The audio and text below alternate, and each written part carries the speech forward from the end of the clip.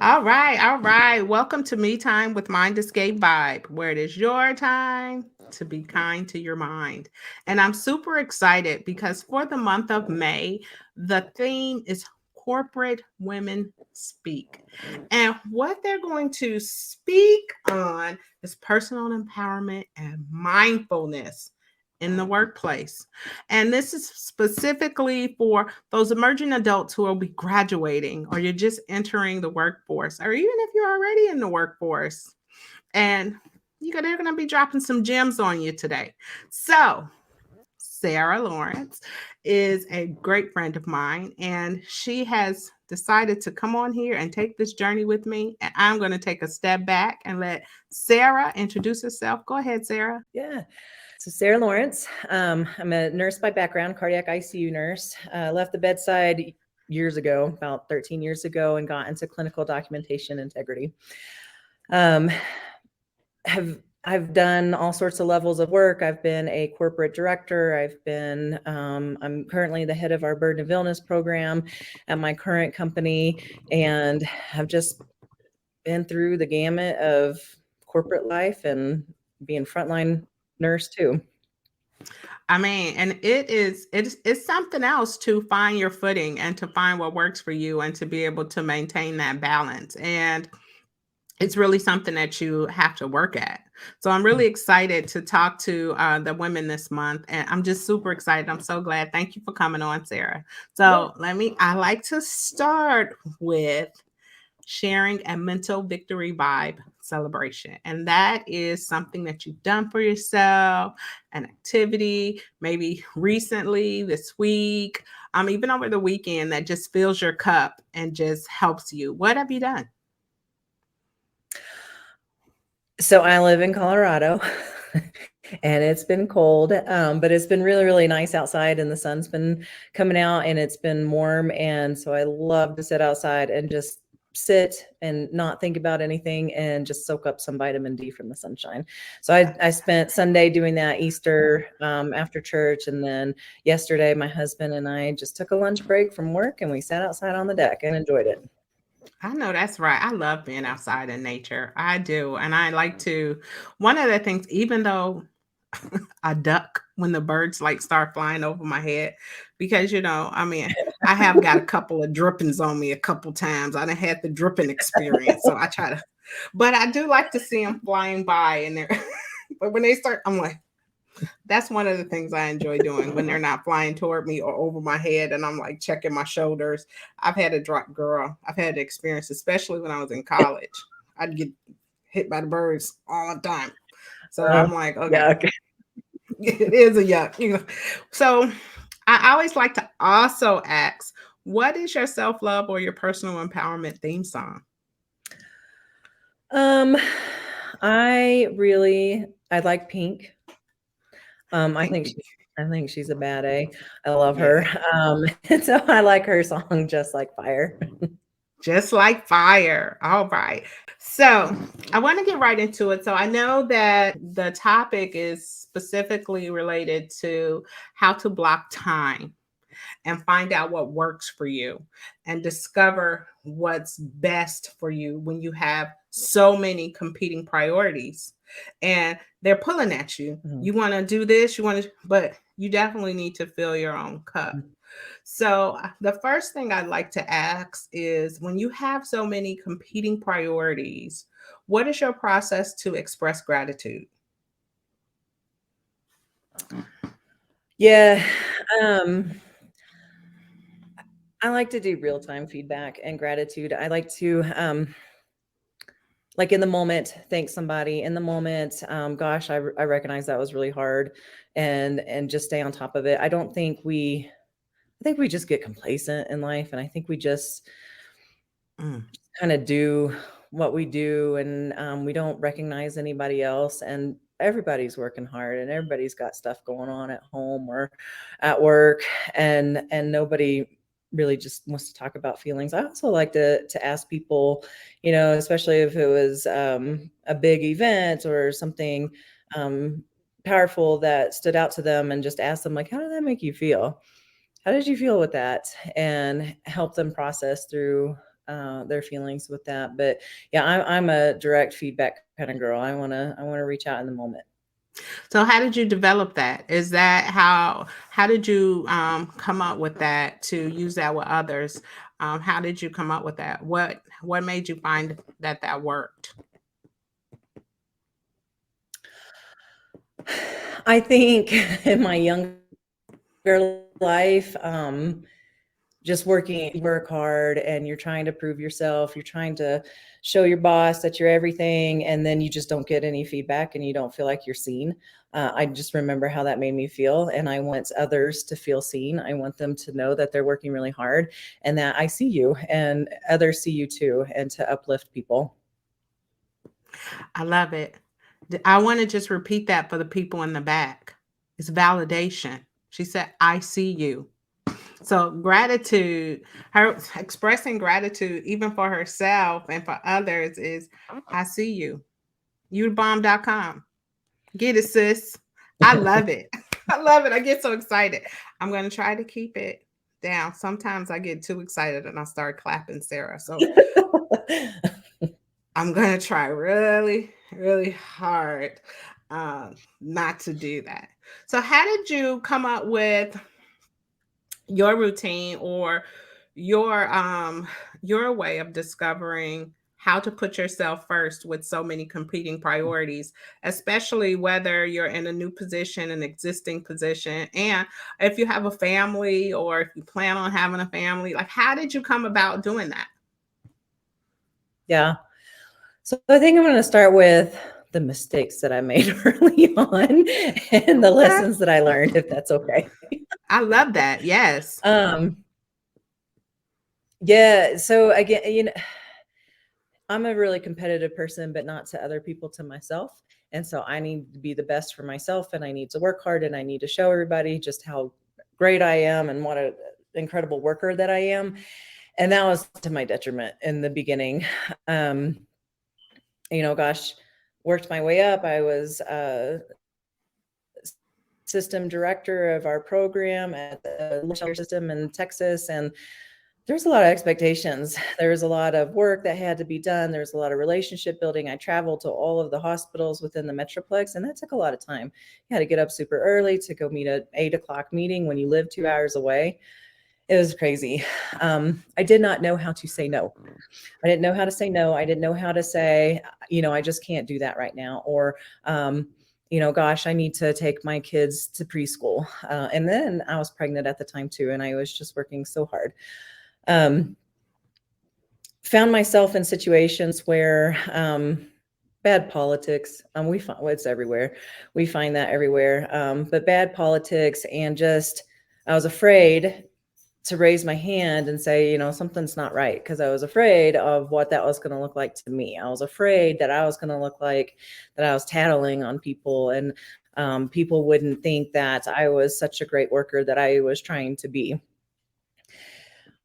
So much so that finally I went and got advice from a chief medical officer, one of the favorite CMOs that I've ever worked with. And I sat down and I talked to him, and I was just bawling my eyes out. I was just at that point in my life and my career where, like, what do I do? How do I get myself out of this? And he first thanked me for coming to him and trusting him, which stood out to me. And then he said, he's like, you got to report this. You got to. As far as all the other worries and the fears and what are people going to think of you, he said, gosh, Sarah, if these senior leaders are not going to help you when this is clearly wrong, then you need to be gainfully employed somewhere else. Life is too dang short to be miserable in a job when nobody's going to help you. Yeah, I will never forget that conversation. And that was early on in my leadership career too. And I went home and I was like, he is right. Like, I am not going to cry about this anymore. He's absolutely right. I rose my hand, and I continued to raise my hand when things were just not right. And I had the confidence and the empowerment to do it. And I stayed on, and I worked there for several years after that.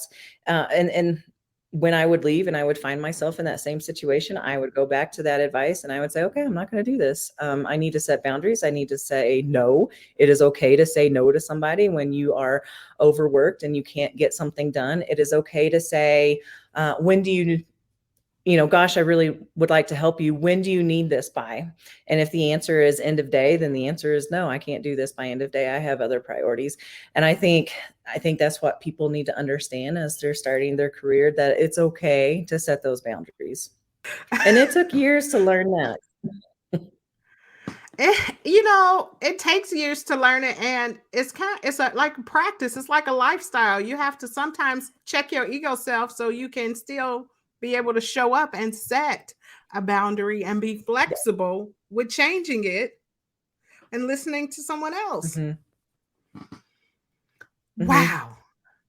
And this is early on in your career. It's Girl. Early on in my leadership. Agree. Want to be everything to everybody, and meanwhile we're not everything to ourselves. There you go. That's the gem right there. Wanting to be everything to everybody and not to yourself. Mm-hmm. How did you Sarah?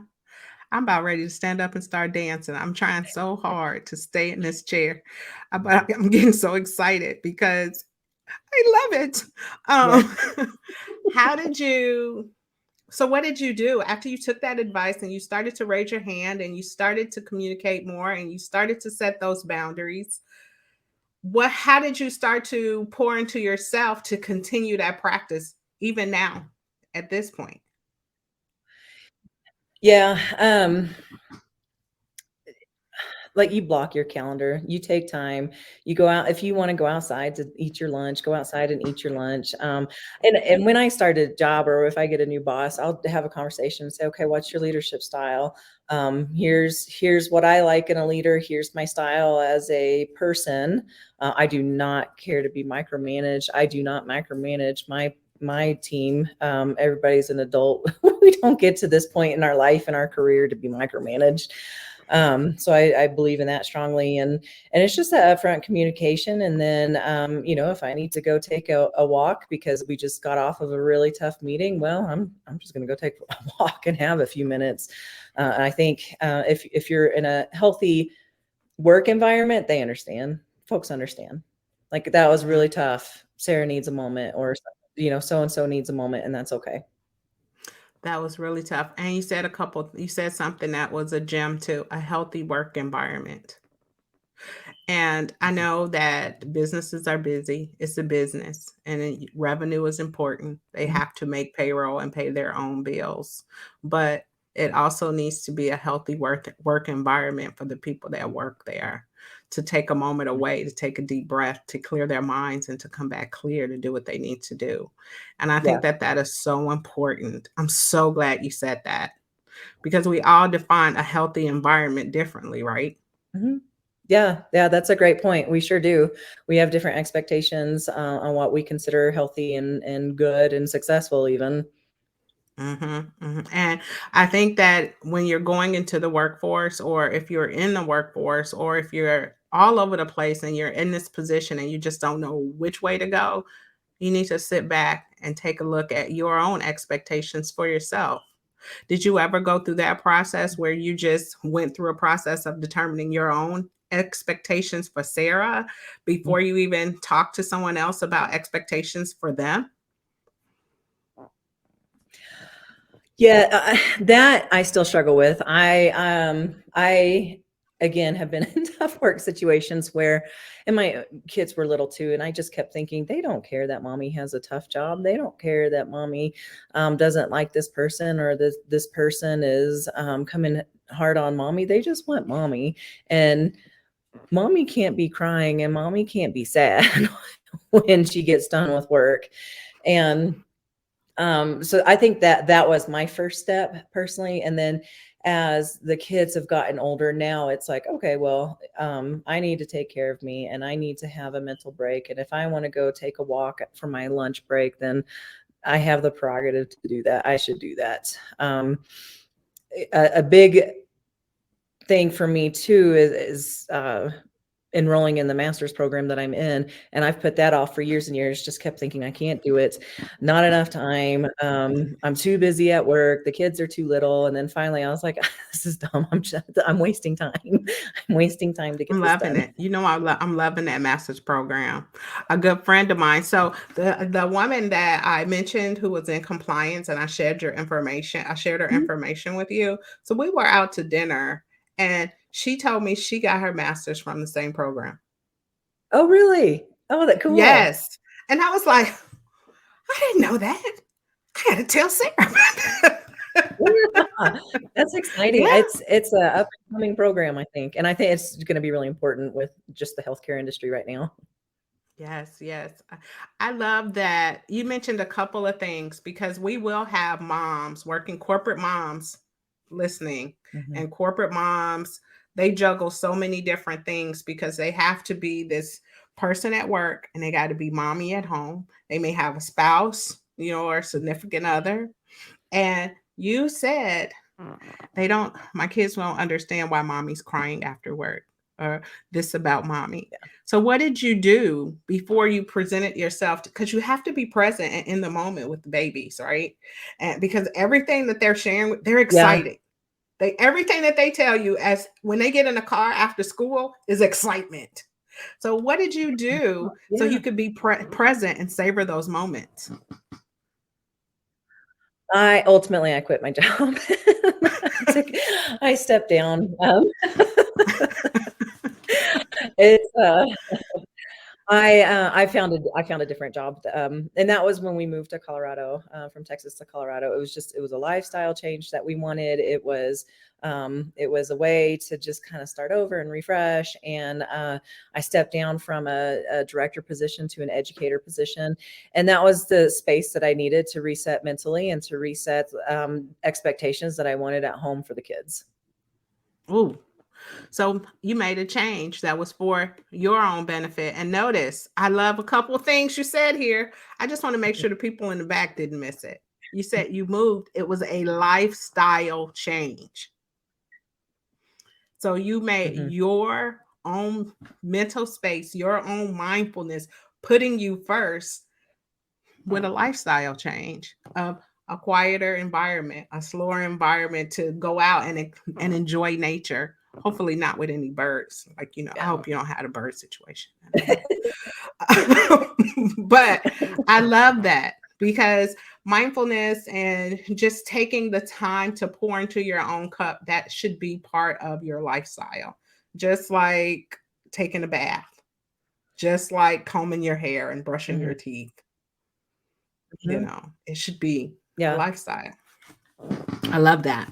I love it. I love it. I get so excited because I can remember starting out and I had actually, yeah, I had two kids and I got married and I was pregnant and driving to Chicago, downtown Chicago, and it was hard. It was hard because Mhm. I'm here. I was my first coding job and I was like, okay, I want them to know that I can do this, even though, had taken anatomy and physiology, but to really apply it in an op report or with some illegible handwriting is a Mhm. totally different ball game Right. because you holding it up and you turning it sideways and you squinting your eyes trying to put the words together. And Right. I didn't say no. I didn't say no. I didn't learn to say no. My God, 5 years ago. I'm a late bloomer. No, I'm at capacity. Yeah. Do you have a to-do list, Sarah? Not really. Um, I just kinda go with the flow, like, it's just day to day. I mean, if there's deadlines at work, of course, sometimes you gotta work a little harder, but then, like, uh and there's nothing wrong with that. There's nothing wrong. You gotta work a little harder, you gotta get the project done, but then, like, I always give people advice, but then, like, the next week when it's done, like, relax a little bit. Like, it evens itself out. You can't just be, on all the time, and there's a big project every single time, and there's no, like, a moment to take a step back and breathe. There's gotta be balance. There has got to be a balance. I love that. Now you all know why I picked her for measurable. Okay. Because there has got to be a balance. I have to share just one quick story of how Sarah and I we met working together. Okay. Now, Renee, erratic all over the place. Okay, yeah. Sarah's, well, let's just sit back and think about that for a moment. And I was like, man, she's so calm. It made me calm down a little bit. And and is that why? Because she's like, hey, we can't be like go, go, go, go, go all the time. You got to take a step back and take a Yeah. breath. Okay. Yeah. I like to I'm a watcher. I'm a people watcher. I'm a body language watcher. But like as an ICU nurse, like sometimes your patients can't tell you what's wrong. You have to watch the situation. Mhm. And I've pulled that into this role as well, into a leadership role, just watching and looking at people's facial expressions and their body Mhm. language and just kind of assessing like, I don't know, I think they're not feeling good about this. And I also teach physicians for a living too. And it's sometimes hard to teach physicians, especially as a nurse. And so and like teaching them on documentations, like nobody wants to learn about It's you. documentation. It's you. So, You but walk in like, the room yeah, and you you just just read the badass. room and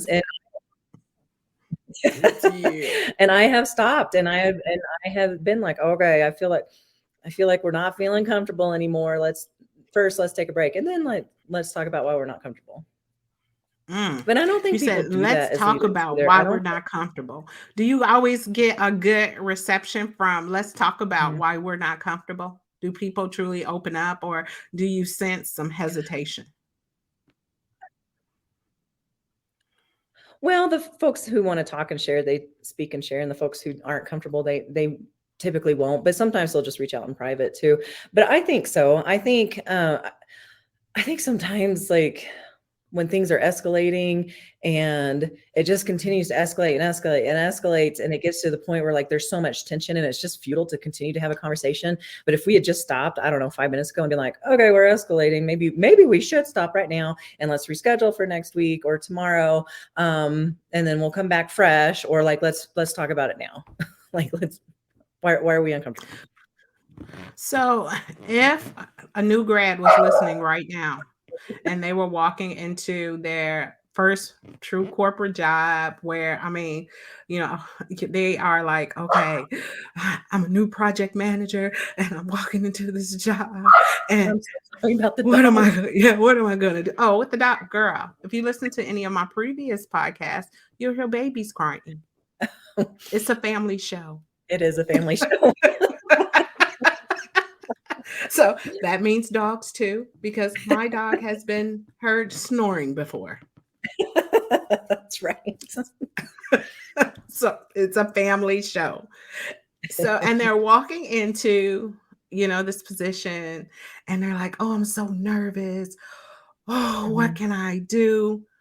What is your advice about mentorship, finding a mentor in the workplace? Oh yeah. Oh yeah. I will say my first really big leadership job. I didn't have just a ton of experience, and I remember saying, yes, I'll take this, because I was asked to step in and step up and take this job, and I was like, yes, I can do that, but I need a mentor. And then I really didn't get a mentor. And so, as I was finding different career paths and different jobs, like that's what I was looking for in a boss. And I would just ask. I would ask them during my interview process, and I would say, I would tell them, I am looking for a mentor. I am looking for this growth. This is where I'm weak at, and this is where I want to learn and grow. Is that something that you can offer and do for me? I mean, because it's not just Mm, you working for them, it's a partnership. mm. It's a partnership. I love that Hmm. because a lot of folks don't think of it that way. They think of it as me working for them. They Hmm. don't think Yeah. of it as a partnership. So that's actually some really good advice to walk into that role thinking about it as if it's a partnership. Hmm. So it makes it a tad simpler to have that conversation, especially if you are a shy individual or you're just not sure yet. And it's okay to be unsure. It's okay. Hmm. But it's also okay to think of it as a partnership. I love that. I love that. Yeah. Yeah, yeah, tell them what you're looking for in a job. Tell them what you're looking for in a boss. And I mean, because Mm, if you and your boss aren't going to get along, then you're going to be miserable, and then that's just a waste of time anyway, because you're going to find something different. Time is something that we don't get back. We get, when you're younger, Mhm. you think you have all the time in the world, and then you get older, and you're like, maybe not. Then turn 50, and you're like, I really don't. How much fun can I have in the next? Yeah. So that is actually some really good advice. I would also say too, take your PTO. Do take your time Thank off. you. Take Yeah. I fell in that trap too, and I can remember my third child, my third baby. I got back from maternity leave and I used all my time. I saved it. And then by the time I left that job a year and a half later, I had like 400 hours already saved up because I didn't take it off. And like that is crazy. And that was also another like moment, an aha moment, like, what am I doing? What am I doing? So take your PTO, take your vacation. Take that time to fill your cup. Hmm. Take it because those priorities are going to be there. That to-do list. I used to have a to-do list. I've changed the name to a desire list.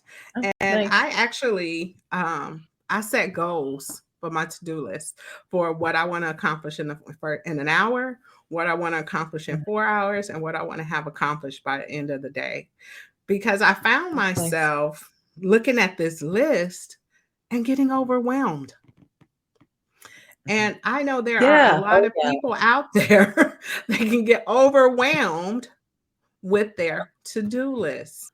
In nursing school, um, like it's a really tough curriculum. There are so many papers that you have to write, and Mhm. I had to work full time in nursing school. I had to provide benefits for my husband and myself. It was not an option not to work, and I can remember folks would just talk about like, "Gosh, did you see that assignment at the end of the semester?" And I was like, "I'm just worried about Friday." Like, I didn't even look at that paper at the end of the semester. Like, Let me just get to Friday. I need to turn in this one. Um, and then it was funny. I had my first feedback session with my professor and my master's program, and she was like, just try not to get wrapped up in the final paper. People try to work ahead. I was like, nah, that's not me. I want this next I'm paper. just trying to make I'll it worry through the about the week. final paper later. And I'm I just trying to think make that's it through the week. okay too. Yeah, I And I mean, it is my son, okay. I yeah, love how my you son say tends to that. get It is overwhelmed. okay.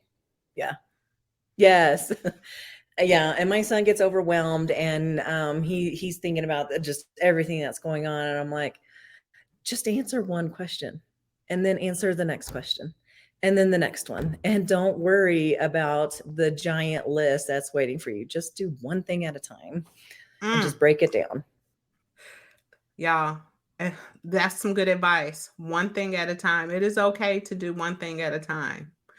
If you're looking at the person next door and they're multitasking on 4 or 5 things, and you're like, maybe I should try it, and that's just not your jam, it's Mm, okay that it's not your jam. that's right. That's right. And a good leader, good leader will recognize that the one who's a multitasker needs more. They need more to be mentally stimulated. They need more so that they're not bored. And then somebody who's not a multitasker, they need it to be more structured. And if they're a good leader, they're going to assign those projects or goals or whatever according to your work style. Mm, work style. Work style. You know, for those listening, and if you haven't considered this, ask yourself, what's your work style? What is your work style? Yeah. Start to think about that because you're building a career. Maybe you're in the middle of your career. Mhm. And you're like, what in the crackle ham sandwich is going on right now with me? Take a step back and consider what's your work style. I love it. I Mhm. love it. Sarah, what would you have to say to those women that when you ask them to, hey, take a moment for yourself, go outside, get some? I don't have time. I don't have time. I don't have, I'm working on this Excel worksheet. I'm working on this document. I'm working on, and it got to be perfect. And I don't have time. What advice would you give them? That sometimes you think better when you take a moment and you take a break. Sometimes you get stuck and you start perseverating and your brain just starts going into a circle and you can't think and concentrate. And you're not going to produce anything good or meaningful when you're stuck there. And sometimes you need to walk away. I know when I was in the hospital setting and I had my team, like I made them, okay, it's time for lunch. Let's go. We're leaving the office. We're going to go take a lunch break. I don't care if it's 10 minutes. I don't care if it's 30. I don't care if you need an hour, but you need to walk away from your desk. To reset. So it's best to make time to reset. Even if you walk away for 10 minutes and you walk while you're walking away, walk into the kitchen, even if it's a snarky snack. It's okay if it's a snarky snack.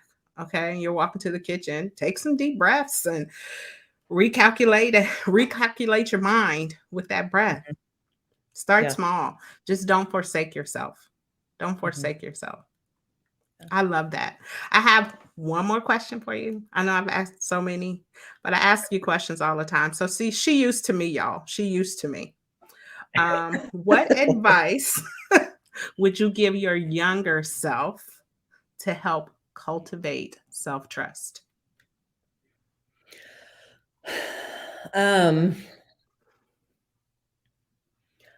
I think my younger version of me, that it's okay not to be perfect. It's okay to make mistakes. It's okay to take your time and to just grow up slowly. It's okay. It is okay. And that is very important. It is okay. And you will be okay. Y'all, I am so thankful to have Sarah on today. She's one of my dearest friends. So she has seen Nabu. You know, y'all have heard Nabu on the podcast, but she actually has seen Nabu. And and I just want to say thank you for coming. I appreciate you. And I'm just blessed to have you as my friend. I love you, Sarah. Oh, I know. I love you too. I love you too. Renee and I finally met in person and couldn't stop hugging her. That's the crazy part, y'all. Like our world was a virtual world. We finally met in person this year. So, and we built friendship. So it is crazy the way it is now. I love it. So, all right, me timers. I hope you enjoyed the show, and I hope you will enjoy this month with Corporate Women Speak, because let me tell you something. They're gonna drop some gems on you. May is Mental Health Month. So we're gonna hear all kind of things to just help you with your mental health, just to help you to get through over the hump, just to think about yourself. But I want to just remind you that this is me time with Mind Escape Vibe, where it is your time to be kind to your mind. Thank you so much. Have a good one.